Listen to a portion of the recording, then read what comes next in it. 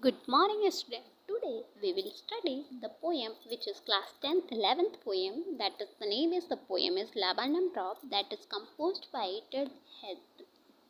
Now let's start this poem. What is given in this poem? So first of all, I'll just tell you the intro of the poem. The poem is The Laburnum Top is written by Ted Hughes.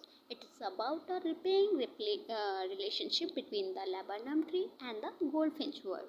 The tree is yellow, silent, and dead-like, and it's made alive by the birds and her young ones. The yellow bird has her shelter on the tree where she feeds her young ones, but as soon as the bird leaves to the fly in the sky, the tree becomes the silent dead-like again.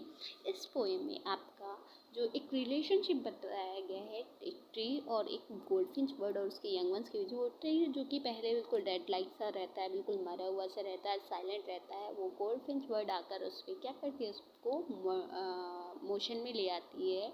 और next जैसे ही वो bird उस पेड़ को छोड़कर उड़ती है, वो वापस से वैसे डेड लाइक बन जाता है। तो just see what is given in this poem. Let's start this poem. First we will read the text of this poem. After that we will tell you the explanation. Just see, let's start.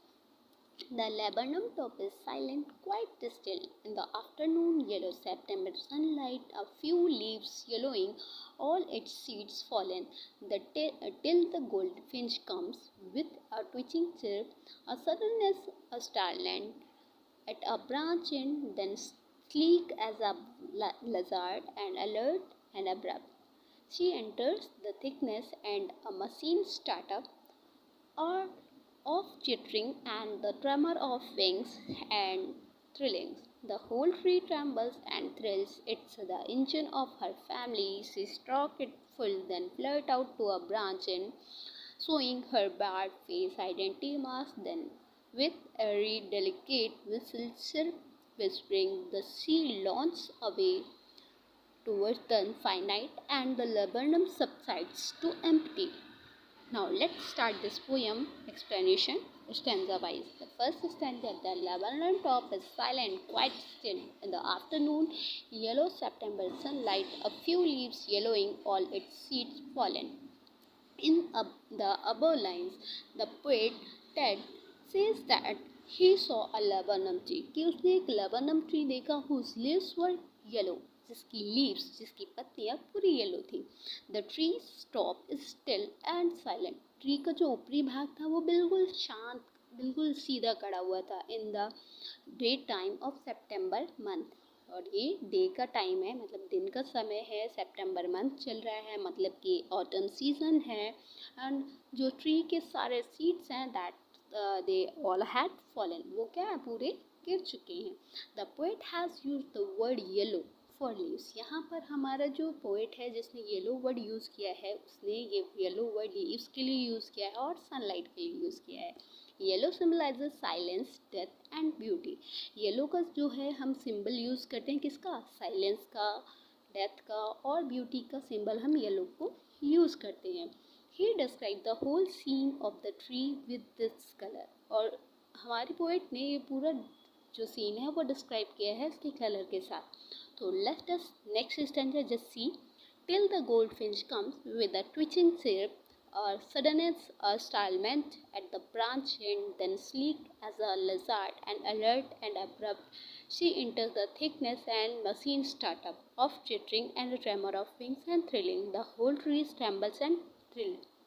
Now I'll just tell you when the goldfinch word comes. जब goldfinch word जो है वो आती है इस पेड़ पर, last में कॉर्नर में पहले ब्रांच की साइड पे ही वो बैठती है. Death like scene of the tree.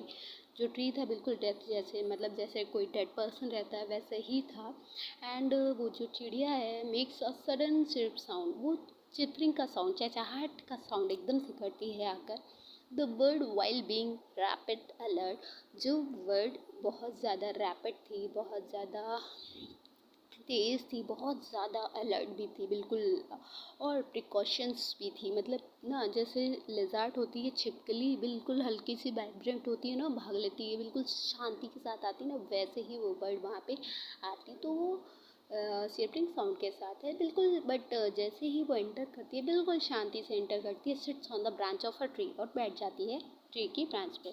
As she move towards the thickness of the branch, जैसे ही वो ब्रांच के अंदर साइड पे, मतलब जहाँ पे थिकनेस है, थोड़ी घना था वो ब्रांच, वहाँ पे जाती है, her younger one started chirping, तो उसके जो बच्चे होते हैं जो घोंसले में नेस्ट में बैठे हुए होते हैं वो चिरपिंग करने लगते हैं, चहचहाने लगते हैं, and doing vibration with wings, और वो वाइब्रेट करने लगता है विंग्स, क्योंकि फड़फड़ाने लगते हैं तो फड़फड़ाहट की आवाज़ जो होती है वो होने लगती है, और ऐसा साउंड लगता है जैसे कोई मशीन चल रही हो। Because of the moment of the bird and her young ones the tree start to shake and thrill, जब वो बर्ड और उसके बच्चे मूवमेंट करते हैं, पंखों को फड़फड़ाते हैं, तो जो ट्री है वो थोड़ी सा हिलने लगता है, डर के मारे, थ्रिलिंग के मारे वो क्या करता है, हिलने लगता है।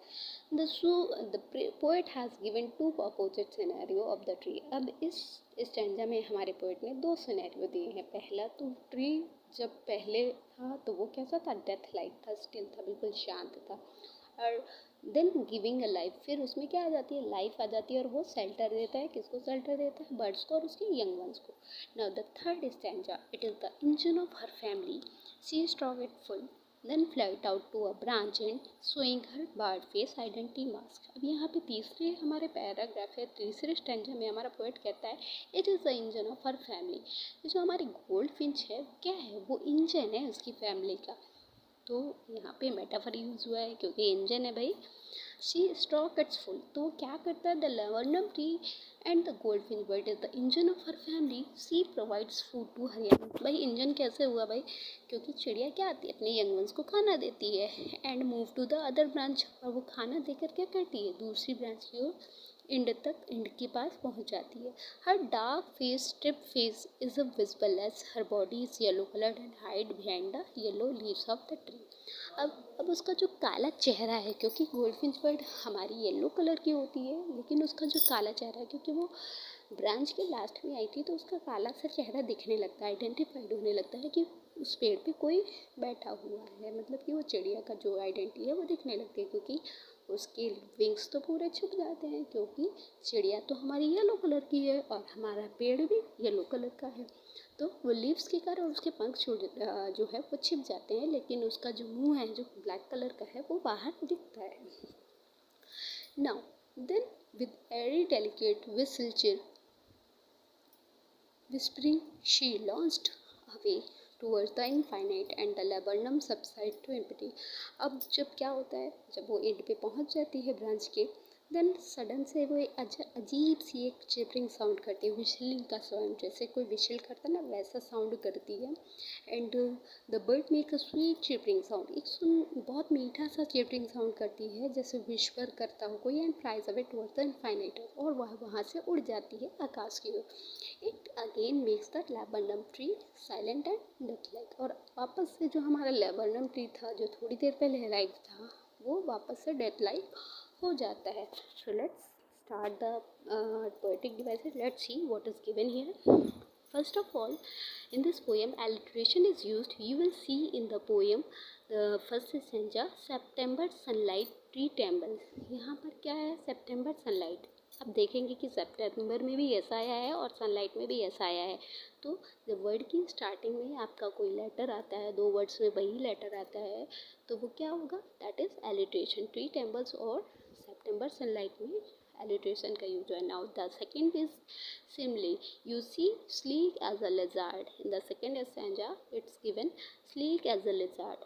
तो ये जो स्लीक एज अ लिजार्ड, भाई वो लिजार्ड तो है नहीं, लेकिन वो स्लीक कर रही किसके जैसे, लिजार्ड के जैसे। तो चिड़िया का उन्होंने कंपेयर किससे किया है, लिजार्ड से किया हुआ है। तो यहाँ पे आपका सिमली है। Now you will see the metaphor. Metaphor आपने देखा होगा, मैंने अभी आपको बोला she enter the thickness and a machine startup. तो मशीन यहाँ पे यूज़ किया है उसने, यहाँ पे इंजन बोला है। मशीन जो है उसने पेड़ को तो मशीन से इन्होंने वहाँ पे कंपेयर किया है विदाउट कंपैरेटिव वर्ड, और जो इंजन है, इंजन किसको बोला है उन्होंने, गोल्डफिंच को बोला है। तो यहाँ पर गोल्डफिंच को इंजन ही बोल दिया गया, भाई इंजन के जैसे नहीं, वो तो इंजन ही उसने बोल दिया उनको। तो यहाँ पे भी मेटाफर का यूज़ होगा। और यहाँ पे आपका फिर है it's showing her bad face identity mask.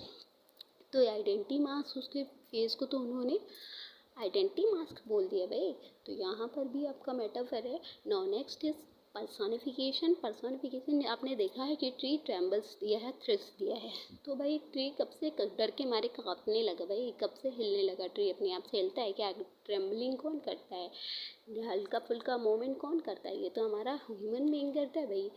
तो ये क्या है? आपका पर्सनिफिकेशन है। नाउ है आपका ट्रांसफर्ड एपिथेट। ट्रांसफर्ड एपिथेट आपका देखा है हर बार्ड फेस आइडेंटिटी मास्क। तो यहाँ पे उसके बार्ड फेस को उन्होंने उसके फेस को बोला हुआ है। तो नाउ हियर इज यूज्ड, इन्होंने as a adjectival word use कर दिया, आइडेंटिटी मास्क उसको बोल दिया गया है। तो यहाँ पे आपका ट्रांसफर्ड एपिथेट यूज़ हुआ है। नाउ